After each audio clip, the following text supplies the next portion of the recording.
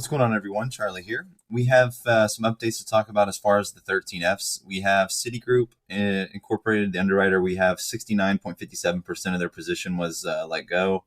Now, I don't trust FinTel whatsoever on these values, so I ignore that. What I like to pay attention to is the shares they have, the difference, and that's literally it, because that's all they're good for. Now, we have the Commonwealth of Pennsylvania Public School Retirement System dumping about half their position.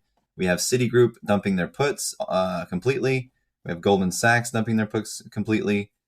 And then we have Goldman Sachs doubling down on shares quite a bit. So, and I'm sorry, not doubling down, but they dropped nearly a third of their share position, but they dumped their put position in its entirety. US Bancorp yesterday, they didn't have much shares to begin with, but they're down about 10%.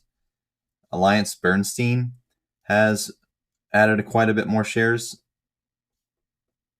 So, it appears to me that what's going on is it's institutions, right? That's what it's always been.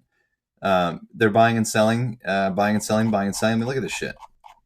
If you add up the volume throughout the months, I mean, how much of it's retail once you take out all the institutional buys? And then you got all these institutional sells here.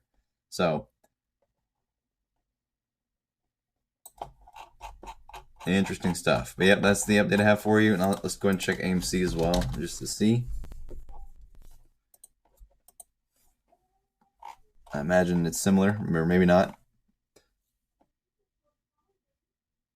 Okay, so Goldman dumped their calls. Interesting. So that Goldman dumps their puts for GME and their calls for AMC. Interesting. Creative Planning dropped both calls and puts. Citigroup actually bought more AMC shares instead of letting go. California Public Employee Retirement System actually added AMC. We don't see the California on here. Goldman still has their puts for AMC, but they dumped their calls. That's so strange. I wonder what they're doing. Differences. That's all I have for you.